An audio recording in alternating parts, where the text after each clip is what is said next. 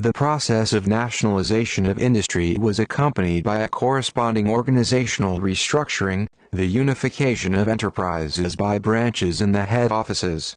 So, for example, in October 1918, the Central Board of State Enterprises of the Copper Processing Industry, Centrumt, was established on the basis of the nationalized enterprises of the Joint Stock Company of the Brass and Copper Rolling Plant Colchugen and the Joint Stock Company of the Tula Copper Rolling and Cartridge Factories. By the same time, the Central Board of State Enterprises of the Cement Industry was finalized. The main board of the textile industry, under the Supreme Economic Council, was established. November 19, 1918. On the basis of the Sormovo-Kolomna group of factories, the Central Board of State Unified Machine Building Plants, GOMZY, was organized. Not being yet in 1918 operational production bodies, many newly organized under the Supreme Council of the Heads and Departments turned into the apparatus of state regulation of all industries of this industry. According to the industrial census, out of 2,935 registered enterprises in 1918, according to the orders of the commanders, 1,506 worked. The rest performed private orders for individual enterprises, worked for the free market, and so on. The nationalization of industry in the summer and autumn of 1918 was conducted in the conditions of a fierce class struggle against entrepreneurs, higher officials, Mensheviks, socialist revolutionaries and other enemies of the revolution. Representatives of foreign countries covered the speculative tricks of the capitalists. There were often cases when warehouses of large firms were sealed by foreign consulates. Many entrepreneurs tried to hide behind fictitious documents about foreign citizenship. Foreign consulates willingly helped these fraudulent tricks of the capitalists.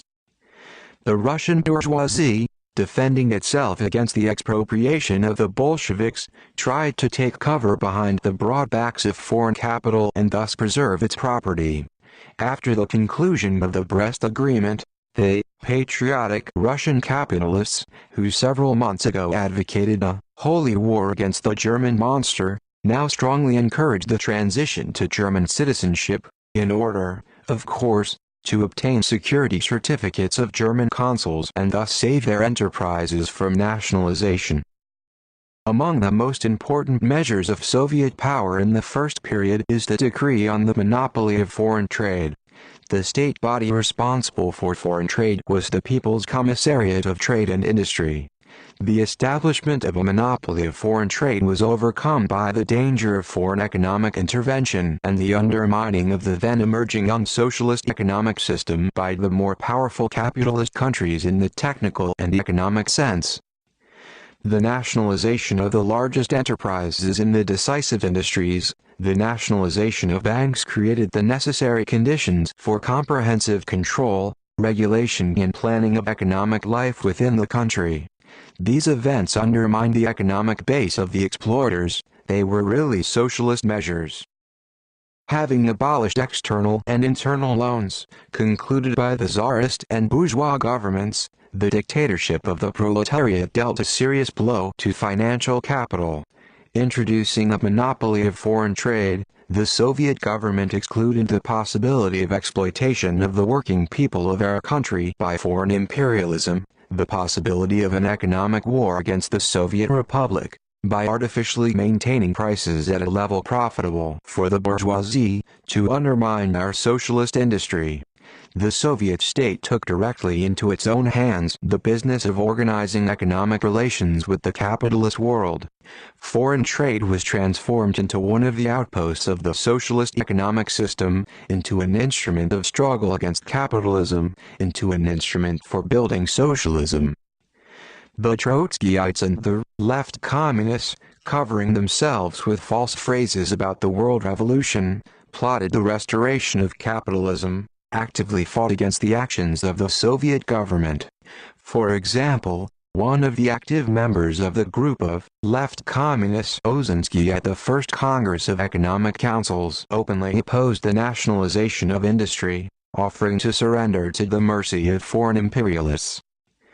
The intervention of foreign imperialists that began in the summer of 1918 deprived the Soviet Republic of the possibility of normal work to restore industry. Donetsk coal and southern metallurgy, the entire oil industry, the plants of the Urals and Ukraine, the grain-growing regions of the Volga region were captured by the White Guard rulers and the interventionists at that time. The industry of the central provinces of the Soviet Republic was deprived of raw materials, fuel and food sources. All this could not but affect the state of industry in 1918. Surrounded on all sides by enemies, fighting against rapidly resisting exploiters, the Soviet government was able to lay the foundations of socialist industry. At the 6th All-Russian Extraordinary Congress of Soviets, on the first anniversary of the Great October Socialist Revolution, Lenin said, "Despite the enormous obstacles, the workers managed to make this basic step, which laid the foundation for socialism. They brought their work to the end. Now this work will not be done the way it was then. Now the entire working class masses, and not only the leaders and foremost, but really the broadest strata know that they are building socialism with their own hand. The foundation has been built, and no force inside the country will prevent it from being carried to the end." Lenin, Collected Works, Volume XXIII, pages 251, 252. Mastering the commanding heights of the national economy in the first year of the revolution created the economic basis for the dictatorship of the working class. The nationalization of banks, railways, foreign trade, the merchant fleet and all major industry has undermined the economic strength of the bourgeoisie. Nationalization was the basis for the organization of a new Soviet national economy.